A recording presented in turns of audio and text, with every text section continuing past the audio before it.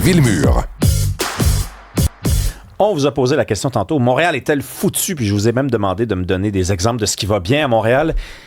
J'ai vu quelqu'un qui a eu le culot de me dire le stade olympique, Rémi, avec un gros bonhomme qui rit. Fait que je pense qu'effectivement, c'était une référence à la rencontre que je fais souvent avec des touristes qui me demandent où est le stade olympique et je suis gêné de leur indiquer la direction pour y aller. On va continuer la conversation parce que le trafic, ça c'est sûr que quand on parle de Montréal, c'est central. Je l'ai dit tantôt, 63 heures perdues en moyenne par les citoyens qui ont été pris dans le trafic l'année passée, en 2025. Ça, c'est selon un calcul fait par un institut américain. Le trafic, est-ce que c'est pire qu'avant? Est-ce qu'il y a des solutions? On en parle avec Pierre Barriot, chargé de cours à l'Université de Montréal et spécialiste en planification du transport. Bonjour. Bonjour. Hey, je vous cite. Vous dites Montréal a une des plus longues heures de pointe au monde. Ça veut dire qu'on est dans quelle catégorie? Quelles autres villes nous ressemblent sur ce plan-là? On est dans la catégorie pas aussi critique que, mettons, une région métropolitaine comme New York, là, mais on est quand même dans la même ligue que des villes comme Philadelphie et bien plus que les villes européennes de la même taille. OK. Donc, si on regarde un peu aussi le palmarès là, de ces villes-là, on serait comme dans quel peloton de tête, au milieu? Je vous dirais, dans les villes de taille comparable, Montréal a plus de problèmes dans le contexte par rapport aux Européens. Mais, encore une fois, ça dépend pour les gens qui vivent dans le Grand Montréal. Les gens qui vivent dans les quartiers centraux, c'est mieux que ce qu'on vit en Amérique du Nord en moyenne. Mais ce que les gens vivent en deuxième couronne et troisième couronne, c'est pire que des villes comparables aux États-Unis. Là, moi, j'ai de la difficulté à comprendre parce que le télétravail fait en sorte qu'il y a beaucoup de gens qui ne prennent pas leur voiture au moins 2 fois par semaine. Montréal a perdu et perdra encore des habitants. Donc, comment ça se fait qu'on est pogné de plus en plus dans le trafic? Oui. Plusieurs choses. Premièrement, le télétravail, les statistiques sont claires. C'est une portion de la population qui peut privilégier de ça. C'est les gens qui travaillent principalement dans le secteur tertiaire. Donc, tout le monde qui travaille dans le secteur primaire, secondaire, ces gens-là sont en présentiel à temps plein. Donc, on prend même des grandes entreprises, mettons, qui sont en production industrielle. Il y a peut-être 5 ou 10 % de leurs employés qui, eux, rentrent 2 jours ou 3 seulement en présentiel. Donc, l'impact est relativement mineur. Ensuite, il faut savoir, il y a plus de voitures sur les routes dans la région métropolitaine de Montréal qu'avant la pandémie. Et présentement, chaque voiture fait plus de kilomètres par an qu'avant la pandémie. Donc là, on a plus de voitures qui font plus de kilomètres. Donc ça, c'est vraiment une démonstration très claire que ce qu'on s'aperçoit, c'est que les télétravailleurs, en fait, font plus de kilomètres par an que les non-télétravailleurs. Et même plusieurs études en Amérique du Nord démontrent qu'un télétravailleur il va faire plus de kilomètres maintenant qu'il faisait il y a 5 ans avant la pandémie. Ils trouvent à faire plus de kilométrage dans la journée. Ils font plus de routes le week-end, etc., etc. Et entre autres, il y en a beaucoup qui ont remplacé une demeure, admettons, sur l'île de Montréal par celle à Sainte-Agathe-des-Monts. Ben là, s'ils partent de Sainte-Agathe 3 fois semaine pour rentrer à Montréal versus à une Quartier-Ville, eh bien, ça leur amène un bilan beaucoup plus grand hebdomadaire aussi. Et en termes de planification, quelle est la responsabilité, par exemple, de la Ville de Montréal et du Québec là-dessus, là? C'est certain, il y a des enjeux qui sont majeurs. Il faut savoir, premièrement, on est toujours en croissance économique relative et la production industrielle augmente. Donc ça veut dire plus de camionnage. Aussi, Montréal est une plaque tournante de la distribution à travers le monde. Donc, il y a de plus en plus de camionnage, même si on ne produit pas ici. Ça transite par le port, ça transite par les réseaux ferrés du CN et du CP qui amènent du camionnage pour soit connecter ou se faire livrer sur le dernier segment. Ensuite, on a énormément de chantiers routiers et on n'en a vraiment pas assez, mais il y en a beaucoup et on doit en avoir beaucoup plus pour remettre notre réseau à l'ordre. Donc ça aussi, ça vient ajouter un poids. Et malgré tout, faut pas se le cacher aussi, un des inconvénients qu'on a pour notre réseau routier, c'est le climat le climat joue négativement de deux façons. Un, une dégradation rapide de notre réseau routier par rapport à des climats similaires. Par exemple, il faut peinturer nos lignes sur les routes à tous les ans versus des juridictions, mettons, au Texas qui vont le faire aux 3 ans. Parce que ça veut dire 3 fois plus souvent, on est fermé. Les nids de poules, ça aussi. Et aussi, ça veut dire que nos chantiers sont fermés de manière générale pendant 4 à 5 mois, les chantiers routiers. Donc, ça veut dire que non seulement notre réseau se dégrade plus rapidement, mais pour le réparer, on a moins de temps de le faire dans l'année. Donc, les chantiers prennent plus d'années que sinon. OK, mais est-ce que c'est pas un peu des excuses, là? Parce que moi, je me rappelle avoir 12 ans, rentrer du chalet par la 40, prendre la 25, pas moi qui conduisais, là, c'était ma mère, puis de faire, hey, il y a des travaux ici, il y a des travaux ici, il y a des travaux sur la 25. 20 ans plus tard, c'est encore là, ces maudits travaux-là. Là, on nous dit, oui, mais c'est pas exactement c'est pas la même affaire qu'on fait. Je veux bien le croire, mais ça, c'est plus des chantiers, là. Ça, c'est l'état normal de cette route-là qui est maintenant constitué par des cônes et une certaine paralysie. Ça, on accepte ça, c'est pas normal, là. Bien, il y a deux choses dans ce que vous dites. Il y a des chantiers qui s'éternisent. Il y a un problème de mauvaise planification de certains chantiers. Tu sais, on creuse, on répare, puis après, on revient. C'est certain, mettons, sur des tronçons autoroutiers, parfois, le pavage doit être fait aussi souvent qu'aux 7 ans, dépendamment de l'achalandage sur les routes. Donc, c'est normal qu'à toutes les quelques années. Et aussi, étant donné qu'on fait des segments de 15 à 20 kilomètres, il se peut effectivement que sur de la longue route, admettons, aller à ton chalet, ça se peut qu'à chaque année, il y a un segment qui est à faire parce que c'est en resurfaçage en continu. Donc, c'est vrai. Et aussi, ce qu'il faut comprendre, c'est qu'on est maintenant sur la période de maintien des actifs. Donc, ça veut dire, à tout jamais, on va voir des chantiers qui sont là. C'est pas comme quand tu construis du neuf, les gens l'utilisent pas, ils sont pas habitués. Mais là, maintenant, on est dans vraiment le maintien des actifs.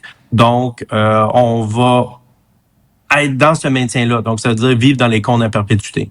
Et je peux mettre en parallèle un exemple d'un chantier. Ils sont en train de refaire l'autoroute périphérique à Washington. Et ça fait maintenant 26 ans, si je me trompe pas, que le chantier est maintenant en cours. Et on continue à le faire.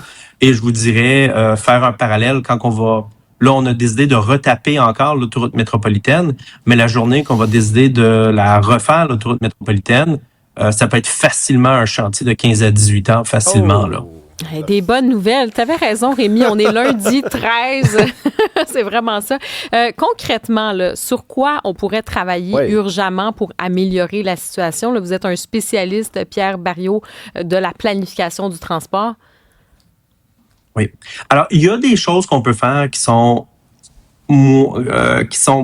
pas des milliards de dollars, mais qui vont continuer à aider. Une des choses qu'on doit faire, c'est continuer à moderniser nos feux de circulation. On a un certain retard là-dedans. Il y a certains travaux qui se font, mais on doit en faire plus. La modernisation des feux de circulation permet d'avoir des débits horaires plus élevés, plus sécuritaires pour les piétons, mieux synchronisés. Ça, c'est le premier point. Deuxième point, il y a beaucoup d'échangeurs autoroutiers qui sont inefficaces ou qui sont, par exemple, des pentes trop élevées. On peut penser, entre autres, l'échangeur Saint-Pierre, quand on est sur l'autoroute 20 pour aller vers le pont Mercier. Les pentes sont trop élevées, les camions ralentissent énormément.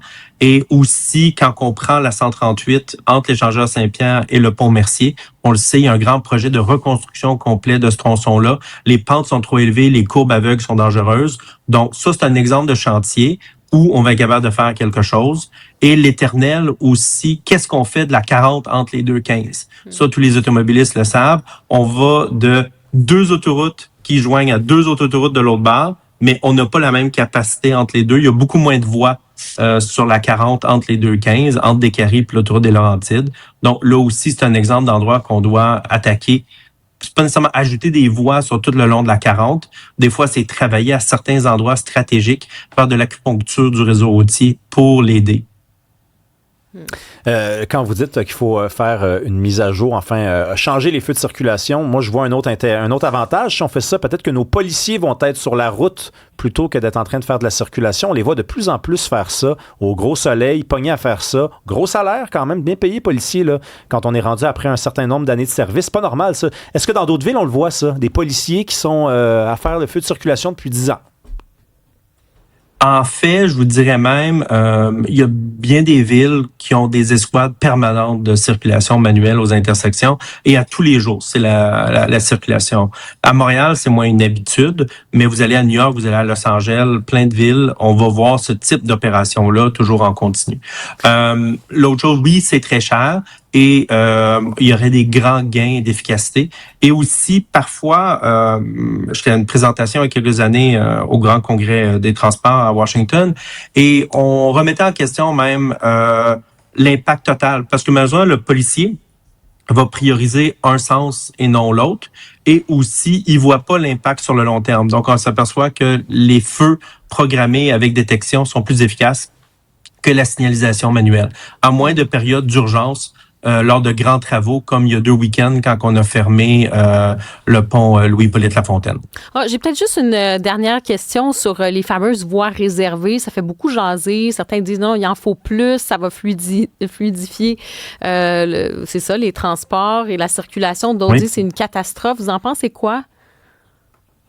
Bien, je pense une voie réservée, c'est un actif qu'on doit optimiser. Donc, avant de remettre en question la voie réservée, il faut se poser la question: combien de véhicules passent dessus? Donc, par exemple, si il y a très peu d'autobus qui passent dessus, il faut voir, est-ce que la voie réservée avait besoin d'être là? Si oui, est-ce qu'on ne devrait pas regarder à augmenter la fréquence? Et parfois, à Montréal, par exemple, on n'autorise pas les voitures électriques où le covoiturage est beaucoup plus difficile parce que c'est des 3 personnes, pas des 2 personnes. Donc, sur des voies réservées qui sont moins utilisées, on pourrait, par exemple, autoriser à Montréal du 2 personnes au lieu du 3 personnes pour optimiser cette infrastructure-là. Merci beaucoup, Pierre Barriot, chargé de cours à l'Université de Montréal, spécialiste en planification du transport. Karima, il y a un auditeur qui nous a écrit, ça prend un péage. Moi, tu vois, le malaise que j'ai avec l'option péage, qui n'est pas une mauvaise option, là, c'est que c'est quand même, dans ma lecture, un aveu de défaite. C'est-à-dire, on paye des taxes, déjà, on donne de l'argent pour s'occuper de nos routes et c'est pas suffisant, donc ça prendrait un péage. Parce qu'évidemment, l'option du péage ne s'accompagnerait pas d'une baisse des taxes. Là. Hein? C'est ça aussi. Donc, c'est comme de se faire taxer 2 fois. Ben moi, pour le péage, je vais te dire une affaire. Je trouve que tu pénalises les gens qui habitent à l'extérieur. Puis, c'est... Ben, ils viennent à Montréal? Non, mais je veux dire, je trouve comme, ben c'est ça, mais peu importe. C'est-à-dire qu'ils viennent à Montréal, ils vont peut-être mettre de l'argent dans l'économie à Montréal. Tu travailles à Montréal, donc tu participes aussi à la vitalité de la ville. Donc, de faire payer les gens parce que, et il y en a, c'est par choix, d'autres parce qu'ils n'ont pas les moyens de vivre en ville aussi. Fait que je n'aime pas ça. Moi, je suis pour les péages quand c'est pour financer, par exemple, un nouvel ouvrage, un pont, un truc comme ça que, tu sais, on parlait du 3e lien, des structures ou des infrastructures qui sont colossales, qui coûtent des milliards, dont on se demande des fois, c'est-tu nécessaire, obligatoire et tout. Bon, ça, je suis pour les péages. Pour le reste, non, je n'ai pas envie de faire payer monsieur, madame qui vit à Longueuil ou je sais pas, qui vit à Boucherville puis qui doit venir à Montréal. Je trouve que c'est un non-sens, là, à un moment donné. Tu peux pas agir de cette façon-là. Là, non, mais la distinction est importante, celle que tu fais, parce qu'effectivement, s'il est question de construire un nouveau pont, puis dans le plan d'affaires, le budget, on dit, ben il y a, mettons, 30% qui est financé par les taxes, le reste, c'est un péage. Le deal, c'est ça. Sauf que depuis des années, le contrat social avec les Québécois, c'est vous nous payez en taxes et impôts. On envoie ça au ministère des Transports. Ils refont les routes. Les villes sont impliquées là-dedans aussi. Il y a des transferts aux villes. Et ça, c'est pas suffisant. Donc maintenant, on ajoute un péage. Ça s'appelle une arnaque. Là. Ça s'appelle une vraie arnaque. Là. À moins que tu baisses les taxes. Si tu baisses les taxes puis tu dis péage, mais ils feront pas ça. Pourquoi ils feraient ça? Non, mais ça dépend toujours. Tu sais, as un cas, par exemple, ça, c'est un vrai partenariat public-privé, le pont de l'autoroute de la 25. Oui, un pont, oui, mais un nouveau pont. C'est ça. Il y a eu péage, puis ça fonctionne très bien. En fait, d'ailleurs, le péage est toujours là. Ça fait partie de ce modèle, presque ce modèle d'affaires, puis ça se passe bien. Cela dit, ben, ça revient un peu ça. Mais oui, je pense que ça fait quand même pas mal réagir. Là. Je regardais les commentaires qu'on reçoit en ce moment. Puis il y en a qui disent, il y en a un qui nous dit, attention, là, état des routes affectées par le climat froid, personne ne parle plus de la collusion de la mafia et de la qualité initiale des routes qu'il nous donne. Bon, il y a peut-être cette inquiétude-là. On sait qu'on en a parlé de ça à une certaine période, toute cette histoire. Pourquoi les choses nous coûtent tellement cher aussi? C'est un vrai sujet. Hein? Est-ce que l'argent est bien dépensé? Comment se fait-il des fois que juste pour changer des choses, un lampadaire, ça va nous coûter des fortunes? La qualité des routes aussi, c'est vrai que c'est une inquiétude également. Hey, veux-tu rire? Regarde, on va lire la déclaration du ministère des Transports et de la Mobilité durable. Donc, ça, c'est génial. Ils se sont fait demander, pouvez-vous réagir? Hein? Parce qu'en fin de semaine, tout le monde parlait de ça, le trafic, le fameux 63 heures qu'on perd par année en moyenne si on est un automobiliste montréalais, qu'on est pris dans le trafic. Ils ont réagi. Ils ont dit, oui, il y a un secteur chaud à Montréal. Et on va vous dire c'est où. Écoutez bien ça, OK? Le secteur chaud que reconnaît le ministère de la Mobilité et des Transports, c'est l'autoroute des Caries à l'ouest, le tunnel Louis-Hippolyte Lafontaine à l'est, l'autoroute métropolitaine, aussi appelée la 40 au nord, et la route 132 à Longueuil au sud. Mais moi, j'ai une question pour vous. Qu'est-ce qui ne rentre pas là-dedans? C'est-à-dire, ça, c'est littéralement Montréal là, qui vient d'être décrite. Là. La 40 au nord, la 132 au sud, à l'ouest des Caries, puis à l'est, on parle de Louis-Hippolyte Lafontaine. Rémi, tu te trompes pas. Il n'y a rien en dehors de ça. Tu te trompes pas avec ça. Faites attention si vous passez par là. Faites attention si vous passez... Un tout petit quadrilatère. Faites attention si vous passez par Montréal.